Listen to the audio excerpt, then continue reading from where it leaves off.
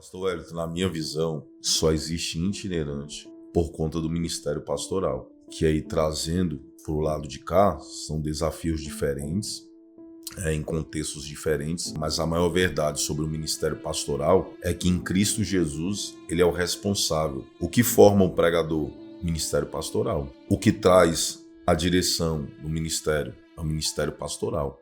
Lógico que cada chamada dentro do seu desafio. Como o senhor disse, o itinerante tem noites de solidão, tem momentos de dificuldade. Às vezes você está no hotel longe de casa, longe da família, sofrendo ataques do adversário.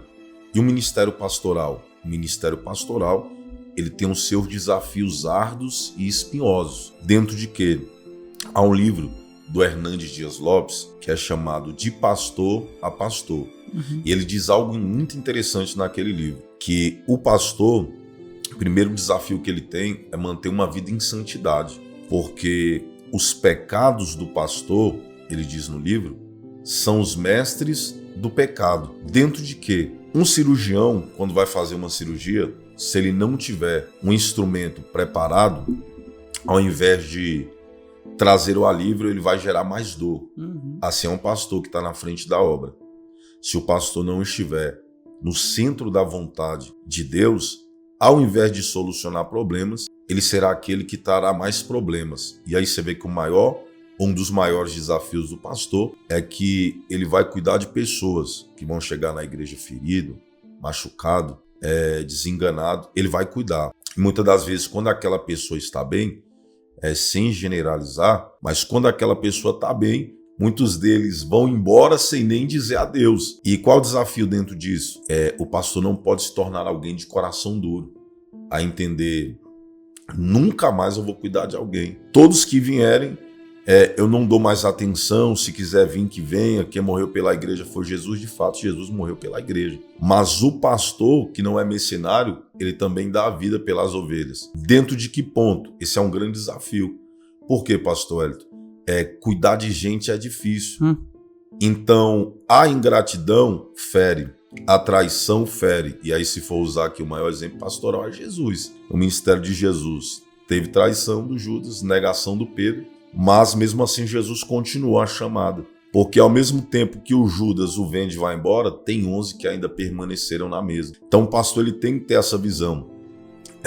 Nunca parar por conta de quem foi, mas sempre permanecer por conta de quem ficou dentro daquela chamada. E aí um segundo desafio que ele cita nesse livro, a questão do gabinete. Hernandes Dias Lopes diz que o gabinete pastoral ele é um terreno muito escorregadio, porque é no gabinete pastoral que o pastor desce aos lugares mais baixos do que diz respeito à natureza humana. E por que se torna escorregadio? Porque tem pastores que eles mesmos geram a divisão, a guerra, a luta dentro da igreja. Como? Ouvindo aquilo que se é dito no gabinete pastoral, depois transmitindo em forma de pregação, transmitindo em forma de profecia, contando para melhores amigos dentro da igreja. E haja vista que é um pensamento meu, pastor Adriano. Esse termo, braço direito, braço esquerdo, cúpula, dentro da igreja, isso é algo inexistente, não deveria de existir. Pastor, mas só que João reclinava a cabeça no peito de Jesus. Isso fala de afinidade, não de favorito ou favorecido. Então, quando um pastor toma um gabinete pastoral ou transforma uma fofoca em mensagem, profecia, algo do tipo, isso é uma grande forma de entrada do diabo entrar na igreja e fazer uma grande arruaça, porque o púlpito é o único lugar de pregar a mensagem, somente a mensagem. Nada além da mensagem no púlpito surtirá efeito, porque quando se foge da mensagem, nós temos mensagens mortas alimentando cristãos que estão mortos dentro do buscar o satisfazer do seu ego. Então olha só como o desafio do pastor é muito maior nesse ponto aqui do que o do itinerante, porque não tem como o pastor pregar 2 domingos a mesma mensagem. Exatamente. Não tem como o pastor pegar aquilo que foi dito e transformar em mensagem. E dentro disso, o pastor ele vai ter que ter um desenvolver muito maior no aplicar da mensagem, na necessidade que a comunidade está precisando e sem interferir na via profética diante daquilo que ele ouviu. Então se torna algo... Dá um bug, né, rapaz? É bem sensível isso aí. Se torna algo muito mais desafiante, porque dentro daquele desafio que ele tem que ter uma graça de Deus na busca pela mensagem para poder dar seguimento no trabalho sem atingir uma parte nem a outra. E também vejo como um desafio muito grande, de forma pastoral, a questão financeira. Paulo diz que ninguém que milita a causa de Cristo se embaraça com as coisas dessa vida. Então a questão financeira para o pastor se torna algo muito difícil quando não se tem esse entendimento que a obra de Deus e aquilo que é da obra de Deus é para a obra de Deus e não para eu viver ao meu bel prazer, ao meu luxo, ter uma vida luxuosa. Não que seja errado dentro do ministério que Deus ele confere a cada um na proporção que se tem, o pastor ter um salário, ser assistido pela igreja. O que não pode é quando aquilo se torna um ato de extrema vaidade a ponto de, ao meu bel prazer, eu entender que se torna um luxo, quando na verdade a assistência da igreja, segundo a Bíblia, é para os órfãos, viúva, necessitado, carente. Então, dentro desse campo é um desafio para o pastor, que não deixar a avareza tomar o seu coração. Não deixar que as coisas dessa terra prendam o seu coração. E dentro disso, criar laços financeiros que o prendam. E a opinião do pastor Adriano, de forma nenhuma atacando nenhum tipo de igreja. Você vê que tem pastores que eles vivem de votos.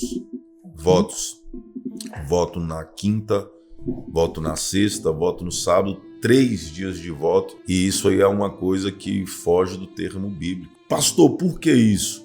Como eu já tive,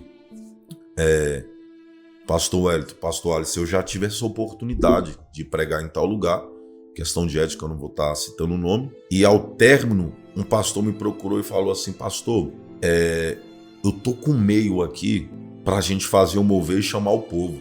E eu disse: amém, pastor. Mas que mover seria esse? Ele disse: não, é um aplicativo que a gente tem agora. E aí, esse aplicativo, ele traz CPF, nome, endereço, nome de parente, tudo isso. E aí funciona assim, a gente faz 3 dias de campanha. No primeiro dia, eu solto algumas revelações e aí a gente passa o envelope. Segundo e terceiro dia, a gente traz o povo e aí no último dia, tudo aquilo que for angariado, a gente racha. Eu fiz em tal igreja e deu um valor X e foi muito bom. Então você percebe que não existe mais ministério dentro dessa questão, porque ele se embaraçou com aquilo que era financeiro.